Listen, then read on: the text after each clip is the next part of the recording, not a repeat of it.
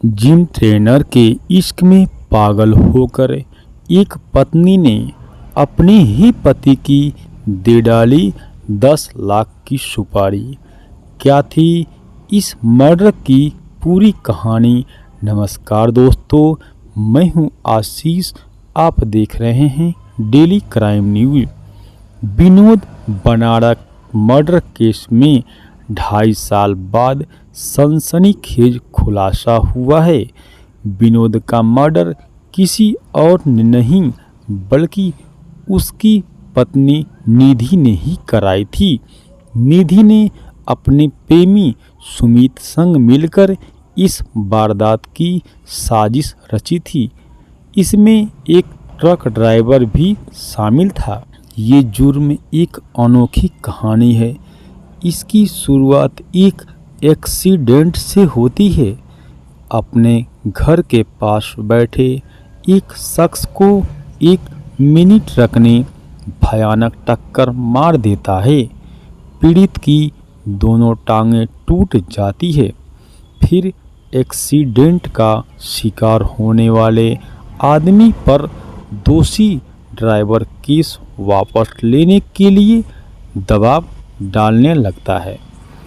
पीड़ित दबाव के आगे झुकने से इनकार कर देता है। इस इनकार के बदले एक्सीडेंट के ठीक 71 दिन बाद इस कहानी में एक भयानक मोड़ आता है। खुंदस से भरा दोषी ड्राइवर पीड़ित शख्स के घर में घुसकर उसे बिल्कुल करीब से गोली मार देता है। यानी पीड़ित की हत्या हो जाती है, लेकिन कातिल ड्राइवर मौके पे पकड़ा जाता है। ऊपर लिखी ये कहानी एक ओपन एंड केस कहानी है, यानी एक ऐसा जुर्म जो सबकी आंखों के सामने हुआ। सबने सब कुछ होता हुआ देखा, गवाही दी और खून से रंगे हाथ के साथ गुनहगार मौके से ही पकड़ा गया। लेकिन कहते हैं ना कि जो दिखता है हमेशा वही सच होता है। कई बार सच्चाई उससे आगे भी होती है, लेकिन नज़र नहीं आती। ये मामला कुछ ऐसा ही है। 2.5 साल बाद इस केस में एक ऐसा ट्विस्ट आया जिसने इस केस से जुड़े लोगों के साथ खुद उन पुलिस वालों को भी हैरान में डाल दिया, जिन्होंने इस केस की तफ्तीश की, गुनहगार को गिरफ्तार किया और उसे जेल भिजवाया। क्योंकि पुलिस जिसे अब तक इस केस का कातिल समझ रही थी, असल में वो कत्ल का सिर्फ एक मोहरा था। उसे सिर्फ कत्ल की सुपारी दी गई थी। ये कत्ल की एक ऐसी साजिश थी जिसे 2 हिस्सों में बांटा गया, प्लान ए और प्लान बी। यानी एक प्लान फेल होने पर दूसरे प्लान पर शिफ्ट हो जाना, यानी उसे अमल में लाना। लेकिन एक ओपन एंड के पीछे छिपी इस मिस्ट्री का खुलासा आखिर हुआ कैसे? तो जवाब है मौका ए वारदात, यानी हरियाणा के पानीपत से 8621 किलोमीटर दूर ऑस्ट्रेलिया से आए एक व्हाट्सएप मैसेज की वजह से। आखिर क्या था वो प्लान ए और प्लान बी? कौन था असली कातिल? ऑस्ट्रेलिया से मैसेज भेजने वाले की पहचान क्या थी? मैसेज में ऐसा क्या लिखा था?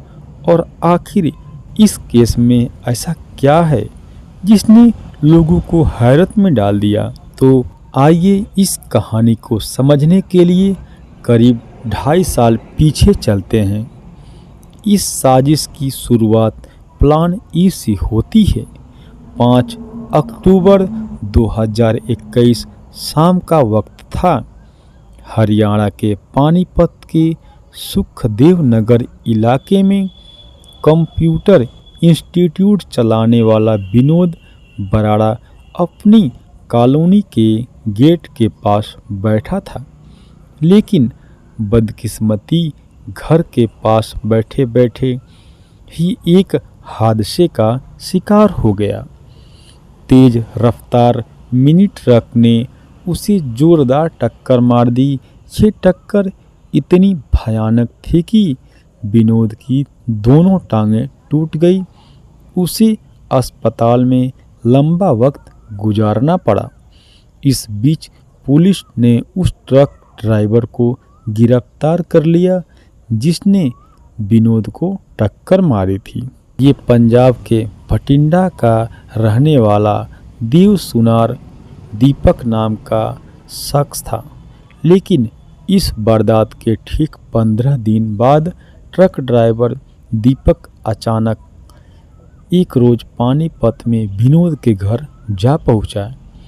उसने विनोद से उस मामले में समझौते कर लेने की गुजारिश करते हुए केस वापस लेने के लिए कहने लगा, लेकिन इसे विनोद का गुस्सा कहें या फिर कुछ और, उसने केस वापस लेने से मना कर दिया। लेकिन विनोद का यह इनकार उसकी जिंदगी पर भारी पड़ जाएगा, ये किसी ने सोचा नहीं था।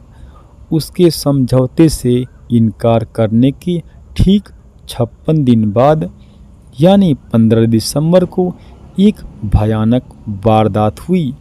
आरोपी ड्राइवर अचानक फिर से उसके घर आ धमका।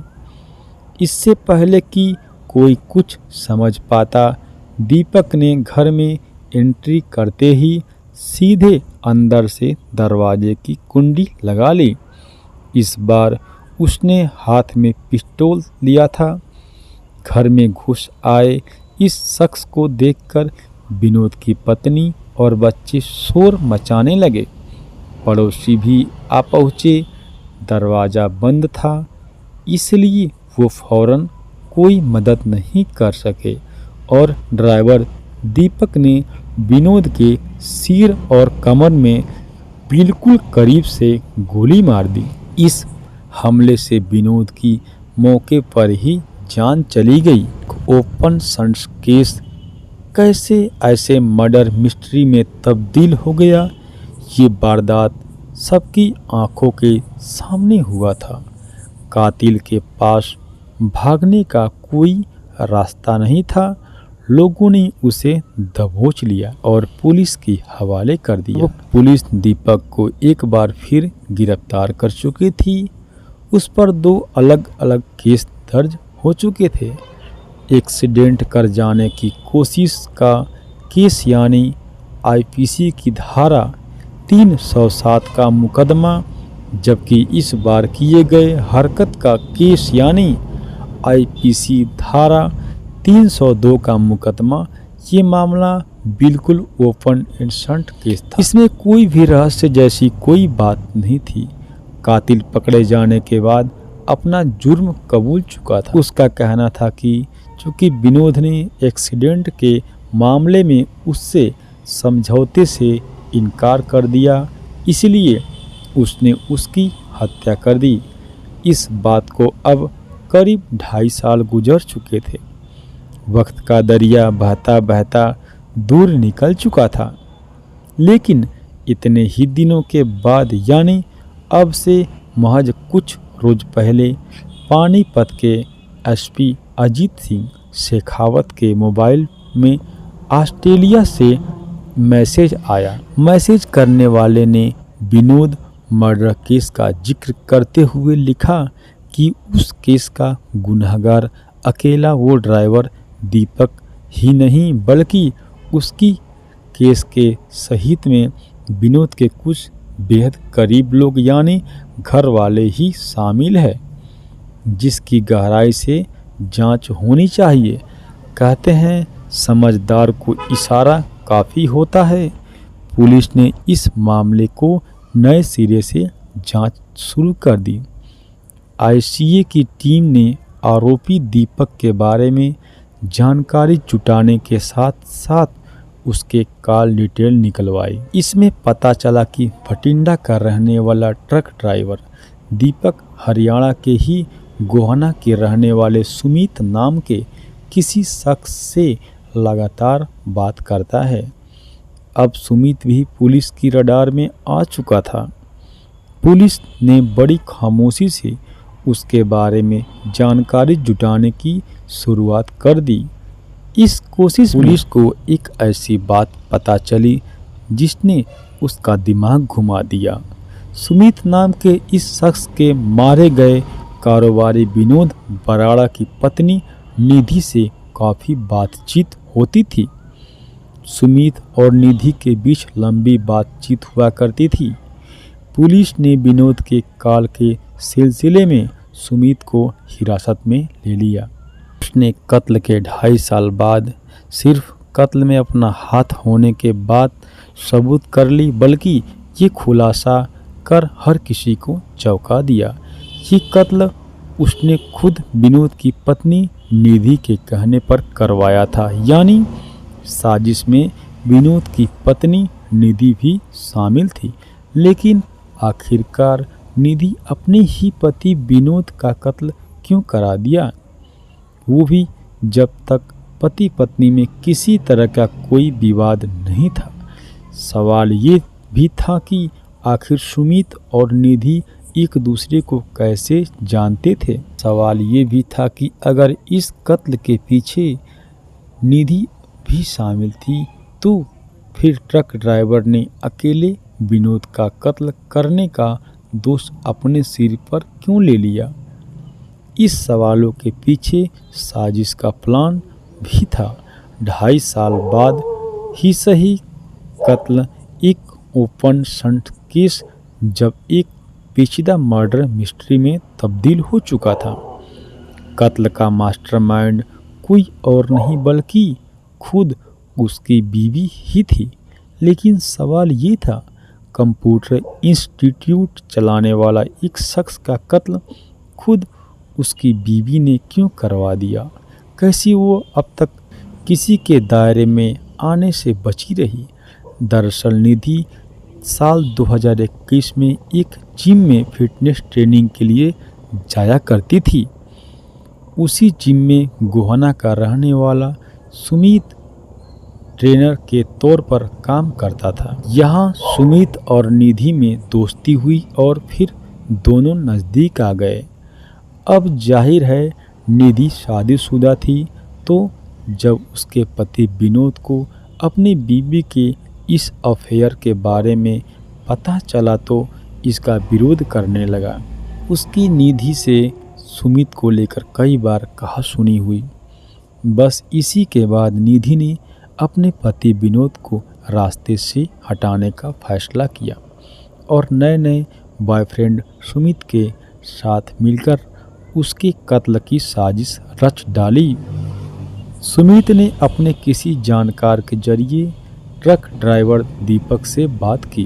तय हुआ कि दीपक ट्रक से कुचलकर विनोद की हत्या कर देगा और कहीं ये कोशिश नाकाम हो गई तो फिर प्लान बी पर काम होगा। प्लान ए के मुताबिक सुमित और निधि ने दीपक को 10 लाख रुपए की सुपारी दी और फिर उसके इशारे पर दीपक ने पहले विनोद को ट्रक से कुचलकर मारने की कोशिश की और जब इस काम में वो नाकाम रहा, कुछ दिन बाद उसने समझौते के बहाने विनोद के घर धावा बोला और आखिरकार गोली मारकर उसकी जान ले ली। प्लान बी कामयाब हो गया और विनोद की हत्या हो गई। निधि ने अपने उसी पति यानी विनोद के रुपए से उसकी सुपारी दी जिस पति का उसने कत्ल करवाया। यहाँ तक कि आगे भी जेल में रहने तक उसके और उसके परिवार की देखभाल करने का जिम्मा निधि और सुमित ने ही उठा रखा था। किसी और को इसकी खबर ही नहीं थी। वो जब ऑस्ट्रेलिया में रहने वाले विनोद के एक भाई को अपने भाभी के इस करतूत के बारे में खुफिया खबर मिली तो उसने चुपचाप इसके बारे में पानीपत पुलिस को व्हाट्सएप के जरिए शिकायत दर्ज की और जब दोबारा इस केस की तफ्तीश हुई तो असली कहानी सामने आई। दोस्तों, अगर आपको ये वीडियो अच्छा लगा तो वीडियो को लाइक कीजिएगा, शेयर कीजिएगा, हमारे चैनल को सब्सक्राइब करना ना भूलें। धन्यवाद।